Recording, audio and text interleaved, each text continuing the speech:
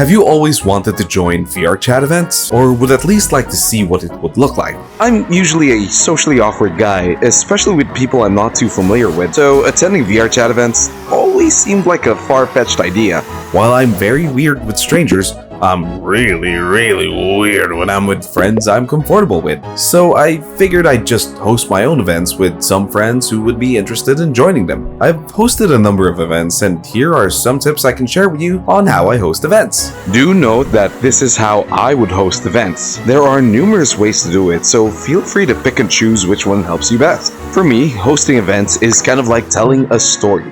Just like any good story, an event also has its 5 W's. The why, who, what, where, and when. Now, this isn't a strict rule, but it should hopefully help guide you. In this video, we'll go through each W and what they mean. We'll also give some examples to help you get a better grasp with the idea. By the end of this video, you would hopefully have enough W's to help you host your own events without having to fry your brain every time. If by the end you still can't think of how to start hosting events for your friends, then tell me in full detail, 2,000 words minimum in the comment section. No. Just kidding.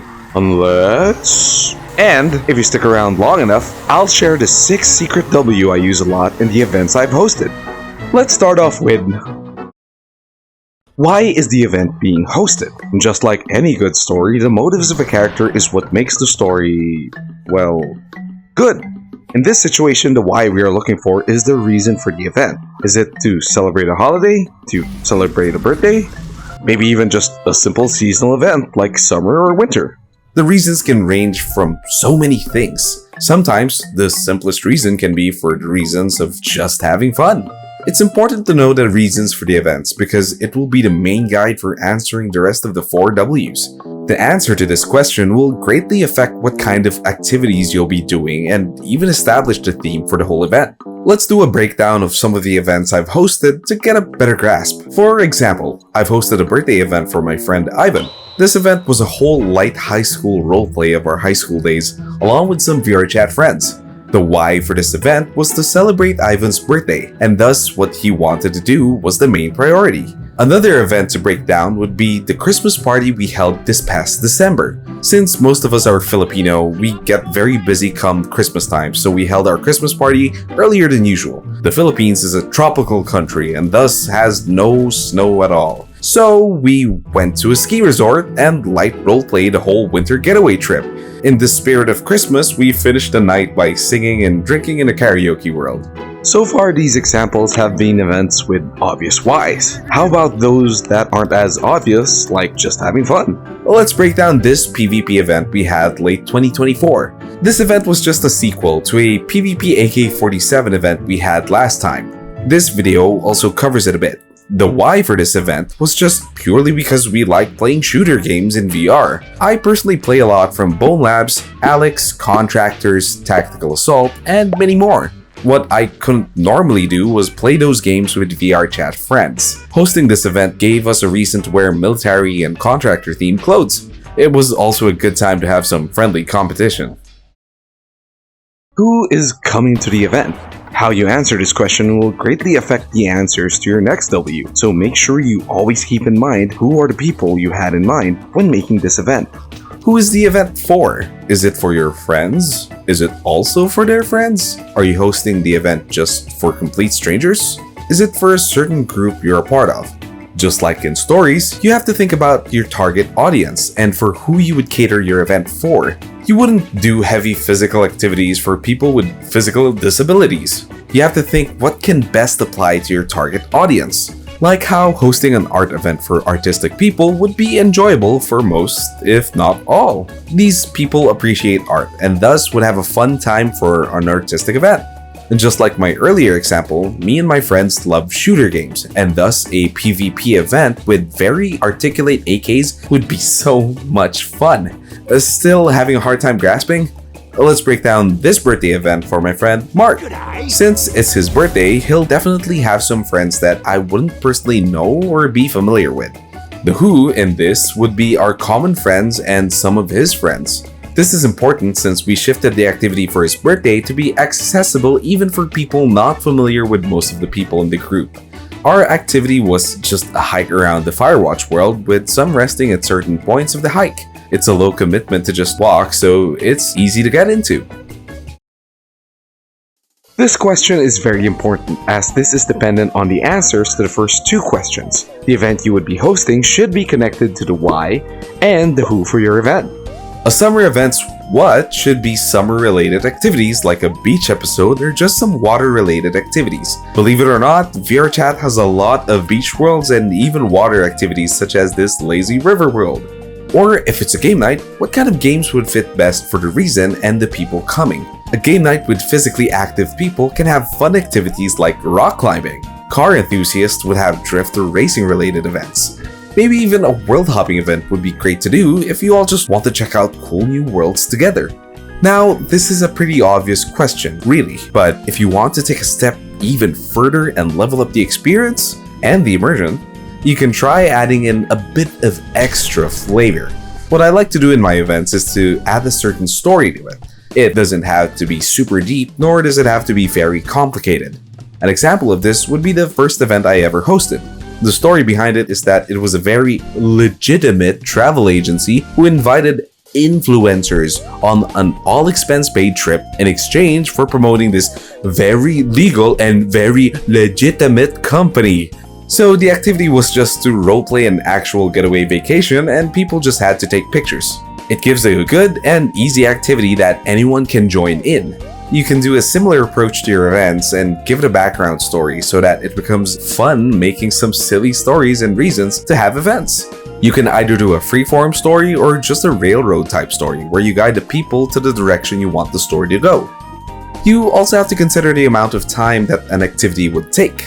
It doesn't have to be an exact amount of time, but having an estimate is a good habit to have so that you don't spend 3 hours in just the first activity you had in mind. A good estimate I recommend for a whole activity-based event would be 2 to 3 hours. After that much time has passed, people usually get tired or just start tuning out. Now obviously the events would happen in VRChat, but the specific of it is where would the events take place. You'd have to consider if you will be using one world or multiple worlds in making events. Do those worlds make sense with a theme? Is the world 1 gigabyte big?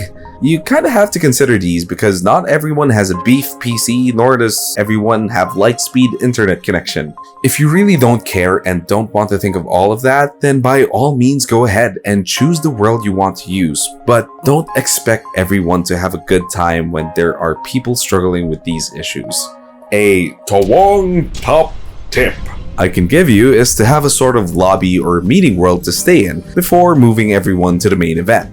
In our AKA event, we started out in the airplane world so that we could gather everyone in one place and roleplay that everyone was headed to the actual location, which was a desert world. There's a lot more things you can do here, so feel free to let your creativity run wild. Just maybe don't load everyone into a 1 gigabyte world. No, don't do that.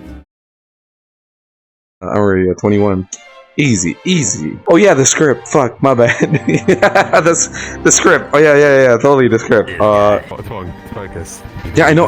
I'm focusing on the game. I mean the script. Now, having all of this cool and fun stuff planned out is awesome, but if you don't set a time and tell people what time you'll be hosting it, then you'll definitely be confusing a lot of people and mainly yourself. What you doing, boy? So set a time and date for when you'll be hosting and make sure to let people know. Since this is VRChat, you probably have friends from other time zones or even different countries entirely. Make sure you use a universal time such as UTC or even EST as a time zone. If you don't know how to convert it according to your current time, then feel free to use this website, worldtimebuddy.com, to find out the converted time of your event. If you have a Discord server where you can announce it, then it would be easier to do. You can use this format on your Discord message. The number in the middle is a converted time using the website unixtimestamp.com, which lets you choose your local time then convert it to that line of numbers. Posting the message would look like this and basically displays the local time for the event for whoever is looking. It's really good if you're only posting on Discord, but if you want to make posters for the events, then using UTC or EST as the time would be easier for people to convert into their local time. With these W's answered, you should have an easier time in making and planning for your next event. Or better yet, hopefully, plan for your first ever event. Now, I did mention a secret 6th W that I personally use a lot in my events. I'm a man of my word, so let's get down to it. The 6th W is, drumroll please,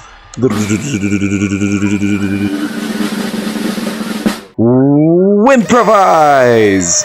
Well, it's not really a W, but just like the 6th W, you roll with it. When I make some of my events, I usually have a plan in mind of what to do. I used to make really detailed events, but I found it more fun when you make the story with the people attending the event. What do I mean by this? Well, to put simply, if things didn't go according to plan, then it's all according to plan. It's a sort of a fuck it we ball mentality, you see? If it's a bit hard to understand, then let me break it down for you. Last year, we had a White Girls Summer event, which was basically 2010 summer music, and we danced like white girls or something, I forgot at this point. The world we were in was Starboard Summer by Vectriel. The world had a party barge, but you had to drive a boat to get there. So I started the event and led everyone to the bar boat to bring us all to the barge. I, of course, was the captain and drove everyone to the party barge using the bar boat.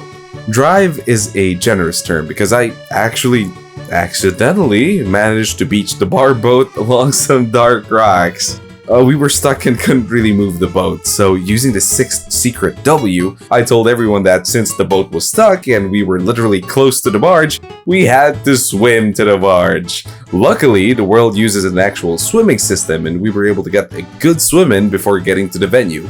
The rest was just the party continuing and me totally not crashing the party barge anywhere. I hope that was a good example, because I can't really remember the details because I kinda improvise on all of the events I've hosted so far. Every single one. If it looked great and you didn't know if it was planned or not, then it was definitely planned. To recap all of that, in my opinion, a good event is like a good story with a why, who, what, where, and when.